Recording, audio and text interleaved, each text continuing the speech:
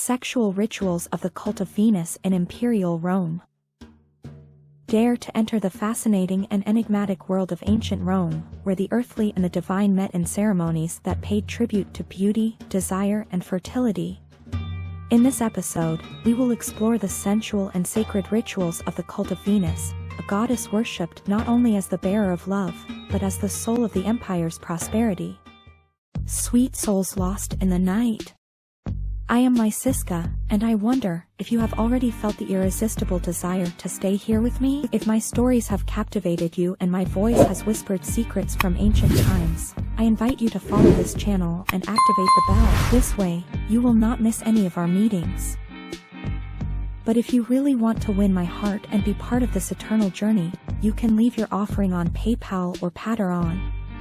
You will find the links in the description. After all, generous souls are always rewarded. Venus was not simply a representation of beauty, her figure symbolized the perfect union between mortals and gods. She was the muse who consolidated the loving bonds of individuals and, in turn, guaranteed the abundance and success of the state.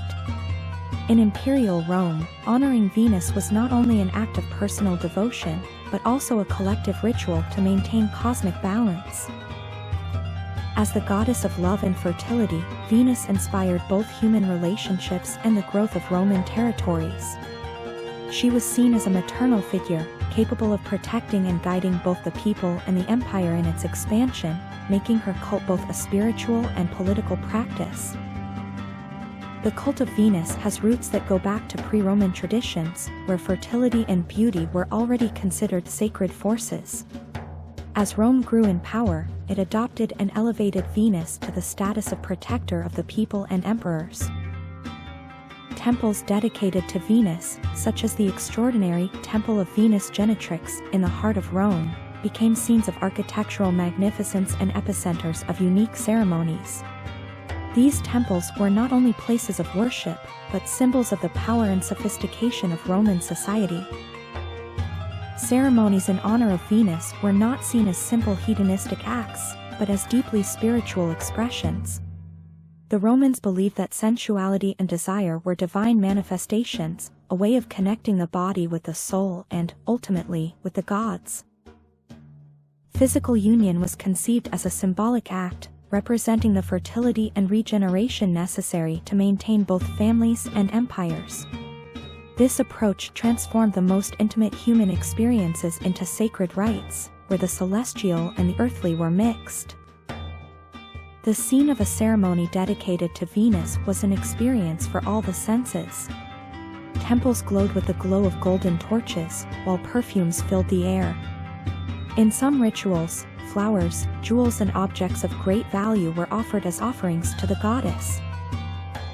Priestesses, dressed in light robes that flowed to the rhythm of their movements, led sensual dances meant to evoke the very essence of Venus.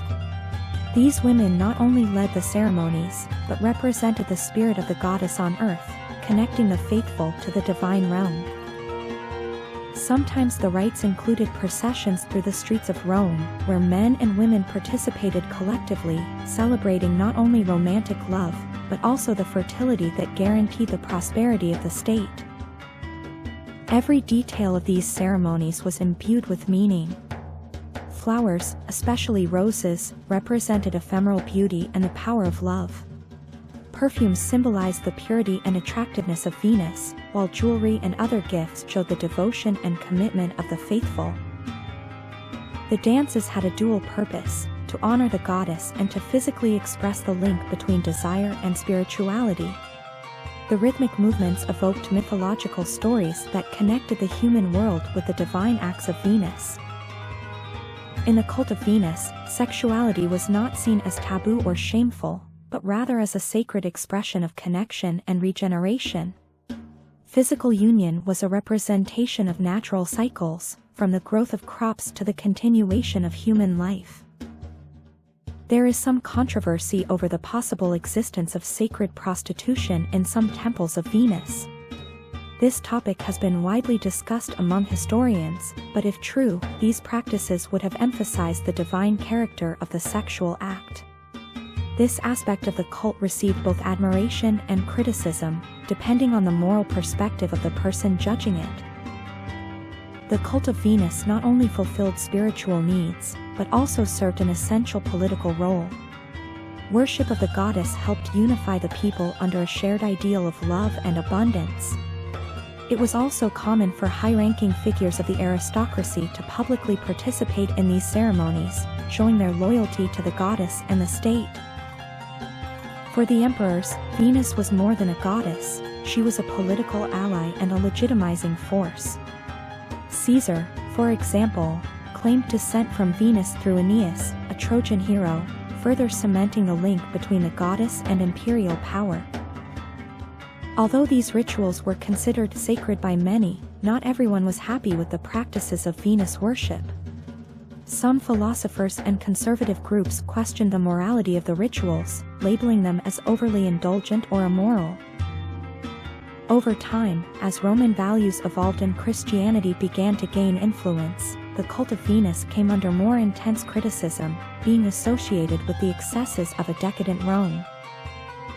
Our current understanding of the cult of Venus comes from a combination of ancient texts, such as those of Ovid and Catullus, and archaeological finds, such as statuettes, frescoes, and temple remains.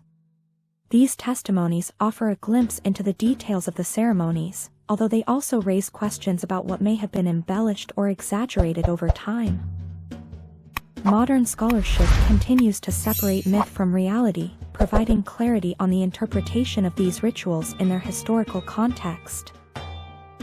The cult of Venus shares similarities with other ancient religions centered on goddesses of love and fertility, such as Aphrodite in Greece and Ishtar in Mesopotamia.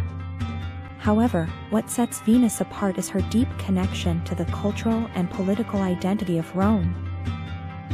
Through her, the Romans created a unique narrative that combined power, love, and spirituality in a single symbol, making her an iconic figure with influence beyond the borders of the empire.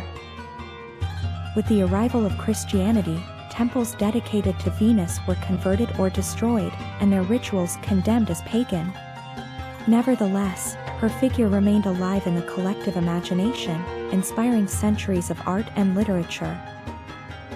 In many ways, Venus remains an eternal emblem of beauty and love, reminding us of a time when spirituality and sensuality were not opposites, but complementary.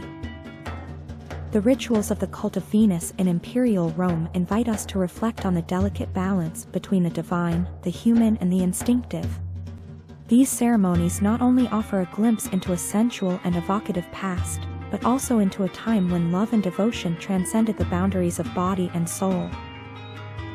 Venus still whispers to us throughout history, challenging us to rediscover the beauty that exists in the fusion of desire with faith.